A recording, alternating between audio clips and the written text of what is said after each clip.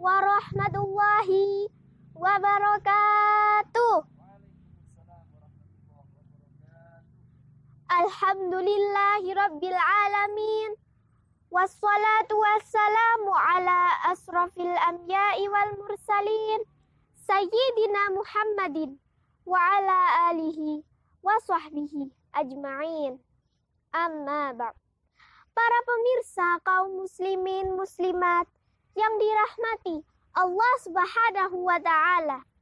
Pada kesempatan kali ini saya Asyalwa dari SDN Nongko Cacar 1 Kecamatan Tutur akan mengajak kalian semua belajar bagaimana caranya mendekatkan diri kita kepada Allah Subhanahu wa ta'ala, khususnya di bulan Ramadan yang mulia ini. Ramadan adalah bulan kesabaran, sedangkan ketabahan dan kesabaran itu balasannya surganya Allah Subhanahu wa ta'ala. 10 pertama disebut dengan bulan rahmat. 10 kedua disebut dengan bulan ampunan. 10 terakhir disebut dengan bulan merdeka dari siksa api neraka. Untuk itu, marilah kita semua, Bapak, Ibu, Mas, dan teman-teman, kita gunakan bulan yang mulia ini untuk mendekatkan kita kepada Allah Subhanahu wa ta'ala. Allah Subhanahu wa ta'ala berfirman, A'udzu billahi minasyaitonir rajim.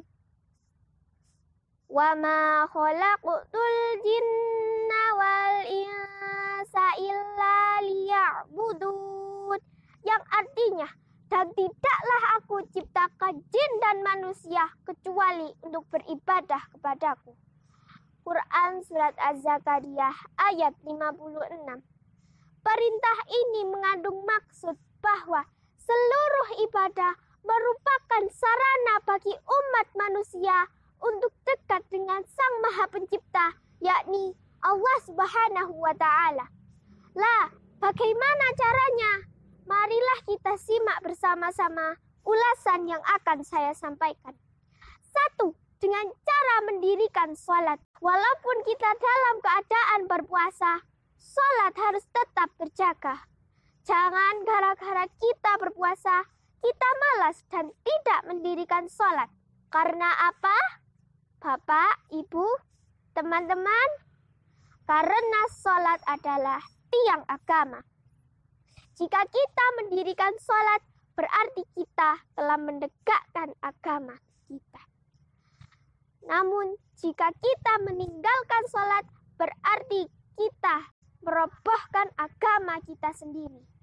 Jika sholat kita jelek, ibadah yang lain seperti puasa kita, sedekah kita, tadarus kita ikut baik. Namun sebaliknya, jika sholat kita jelek, sholat kita bolong-bolong, maka ibadah yang lain akan ikut jelek, juga ikut bolong-bolong. Teman-teman mau dianggap ibadahnya bolong-bolong? Kalau tidak mau, maka dirikanlah sholat. Allah Subhanahu wa ta'ala berfirman, Inna sholata tanha anil fahsya'i wal munkar. Sesungguhnya sholat itu mencegah perbuatan keji dan mungkar. Quran Surat Al-Ankabut ayat 45. Para pemirsa yang berbahagia, cara yang kedua untuk mendekatkan diri kita pada Allah Subhanahu wa ta'ala pada bulan Ramadan ialah dengan banyak-banyak tilawah atau membaca Al-Quran. Amalan ini tidak hanya mendekatkan kita kepada Allah Subhanahu wa ta'ala, namun juga mendatangkan pahala. Namun perlu diingat, ketika tadarus jangan membawa HP, tapi boleh menggunakan aplikasi Al-Quran di dalam HP. Pertanyaannya, mengapa kita tidak boleh membawa HP? Karena akan hilang rasa hormat kita terhadap bacaan Al-Quran yang dibacakan oleh teman kita. Allah Subhanahu wa ta'ala sendiri akan memberi rahmat bagi mereka yang mendengarkan dan menyimak bacaan Al-Quran. Allah Subhanahu wa Ta'ala berfirman, فَإِذَا قُرِئَ الْقُرْآنُ فَاسْتَمِعُوا لَهُ وَأَنصِتُوا لَعَلَّكُمْ تُرْحَمُونَ. Yang artinya, ketika Al-Quran itu dibacakan, maka dengarkanlah dan simaklah supaya kalian semua mendapat rahmat dari Allah Subhanahu wa Ta'ala. Quran Surat Al-A'raf ayat 204. Para pemirsa yang sedang menjalankan ibadah puasa, cara yang ketiga untuk mendekatkan diri kita kepada Allah Subhanahu wa Ta'ala ialah dengan cara berzikir dan menjalankan ibadah sunnah lainnya di bulan Ramadan. Karena dengan cara berzikir, hati kita akan semakin tenang dan semakin dekat dengan Allah Subhanahu wa Ta'ala. Allah Subhanahu wa Ta'ala berfirman, Ala bidzikrillahi atma'innul qulub. Ingat, dengan hanya mengingat Allah, hati kita akan semakin tenang. Quran Surat Ar-Ra'd ayat 28. Contoh zikir, Alhamdulillah disebut tahmid, Allahu Akbar disebut takbir, Subhanallah disebut tasbih, La ilaha illallah disebut tahlil.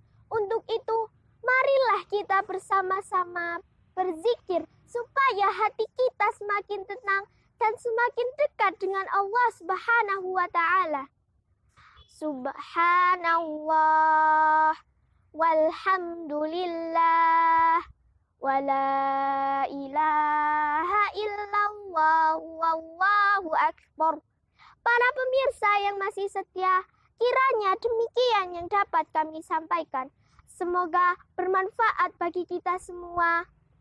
Semoga penjelasan dari kami, kita semua dapat menjalankannya dengan baik dan penuh ikhlas karena Allah Subhanahu wa Ta'ala.